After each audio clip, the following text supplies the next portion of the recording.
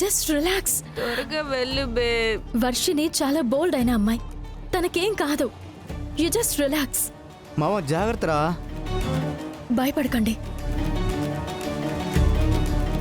Baby, నేను వచ్చే ముందు ఒక జ్యూస్ తాగాను. ఆ జ్యూస్ నాకు ఇంకొకటి కావాలి. కాసేపు నోరు మీ నువ్వు. ఊరుకోకేడి, నువ్వు కార్ ఎక్కిన దగ్గర నుంచి అరుస్తూనే ఉన్నావు. నాకు జ్యూస్ కావాలి బేబ్. కేడి చూడు కొనివ్వని అంటున్నాడు, నువ్వైనా కొనివ్వచ్చు. కాసేపు నువ్వు సైలెంట్ గా ఉంటావు ప్లీజ్.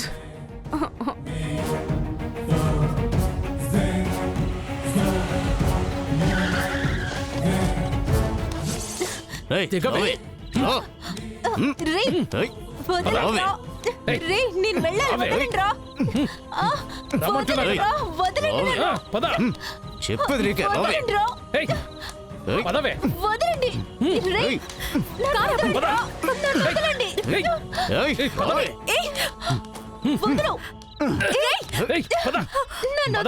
పెంచుకోవాలని చూస్తావా?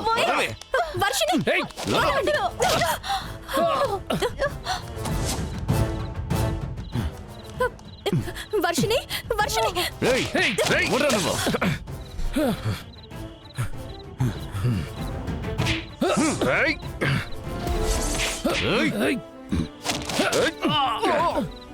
కొట్రా.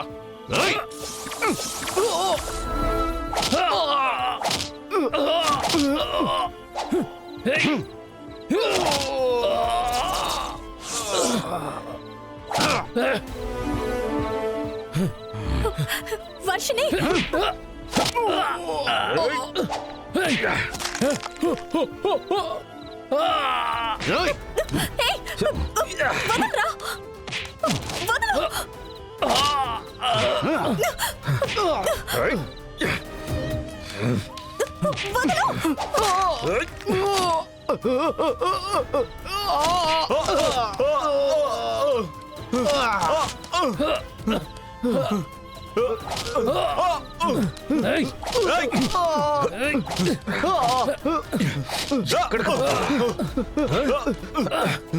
ఎవరా అమ్మాయిని ఏడిపిస్తా? ఎవరా నువ్వు? మమ్మల్ని కొడుతున్నావు.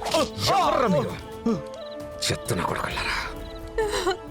అన్నా, వాళ్ళు వాళ్ళని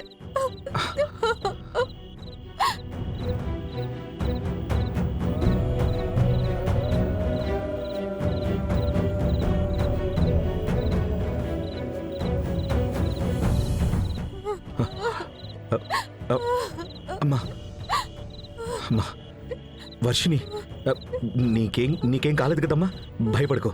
ఈ అన్నయ్య ఉన్నాడు కదా. పద, మనం ఇంటికి వెళ్ళిపోదాం. భయపడకు వర్షిని, ఇంటికి వెళ్ళిపోదారా. వెళ్దాం పద.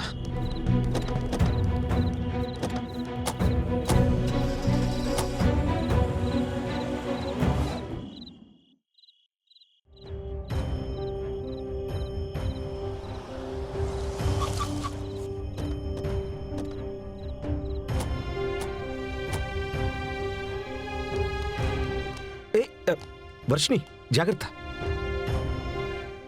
వర్షిని వదలండి. నిదానం. ఫుల్ కైపెక్కేసింది. ఎక్కడికి రామ్మ. వర్షిని వెళ్తున్నారు? ఏంటి ఇదంతా? నిదానం. ఏంటి నువ్వు?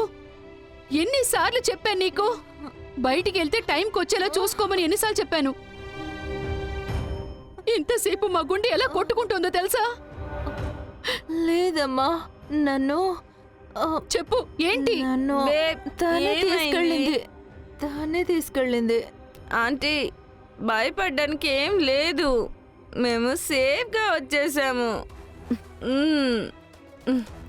మాకేం కాలేదు. ఇలా తయారయ్యారేంటి వెళ్ళు? మేం కొత్తగా చేయలేదు ఝాన్సీ అమ్మ, మేము చాలా సరే. తీసుకెళ్ళరా. Good night. సరే సరే, good night, bye, good night. ఇదంతా ఫారెన్ లో చాలా నార్మలే జాను, ఫ్రీగా వదిలేసాయి. ఇది నార్మలా? ఒక దేశానికి పోతే ఆ దేశంలో ఉండే మంచి విషయాల్ని నేర్చుకోవాలి.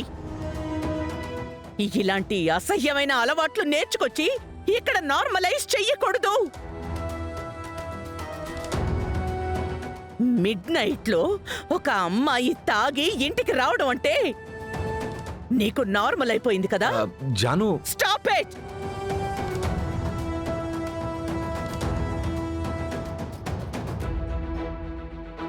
ఏంటిది? ఏ అలవాటిది? ఎన్ని రోజులుగా ఇలా జరుగుతోంది? ఆ? ఝాన్సీ అమ్మ వద్దమ్మా, వదిలేండి. ఇప్పుడు వద్దమ్మా. ఇప్పటికే తను చాలా భయపడిపోయింది. ఏదైనా సరే పొద్దునే మాట్లాడుకుందాం. ఇప్పుడు ఇబ్బంది ఏం లేదు కదా, తను కూడా ఇంటికి వచ్చేసింది. మీరు వెళ్ళి రెస్ట్ తీసుకోండి ప్లీజ్ ఝాన్సీ అమ్మ. పిల్లల్ని కనటం మాత్రమే అమ్మతనం అనిపించుకోదు. వాళ్ళని పెంచి పెద్ద చేసిన తర్వాత కూడా వాళ్ళు ఎక్కడికి వెళ్తున్నారు వస్తున్నారు అని గమనిస్తూనే ఉండాలి. చివరి వరకు వాళ్ళ గురించి ఆలోచిస్తూనే ఉండాలి. ఈ ఇంట్లో అసలు నువ్వు ఏం చేస్తున్నావో ఎవరికి తెలీదు. ఛే! వర్షిణి, ఎందుకు ఇలా చేస్తున్నావు? అసలు ఏం అలవాటే ఇది? నా పరువు తీస్తున్నావు కదే. రా, నడు. ఒక్క నిమిషం ఆగండి. బయటికి వెళ్ళిన చెల్లి ఇంటికి రాలేదు అని కొంచెం కూడా కంగారే లేదా మీకు? అసలు ఎలా ప్రశాంతంగా ఉండగలుగుతున్నారు? ఇవాళ ఏమైందో చూసారా? తను సేఫ్ గా ఇంటికి వచ్చేసింది కదా, ఇంకేంటి? సేఫ్గా వచ్చిందా?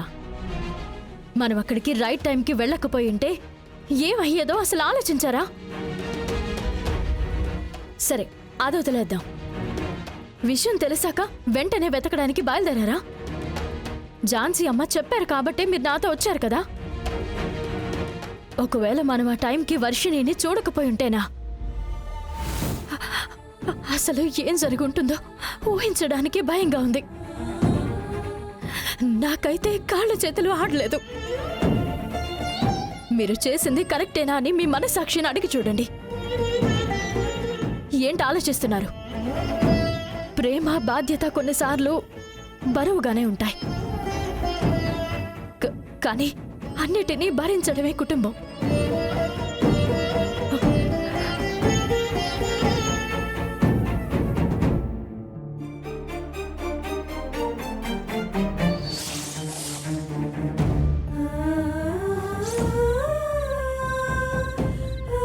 ఒకవేళ మనం ఆ టైంకి వర్షిణిని చూడకపోయి ఉంటేనా అసలు ఏం జరుగుంటుందో ఊహించడానికి భయంగా ఉంది.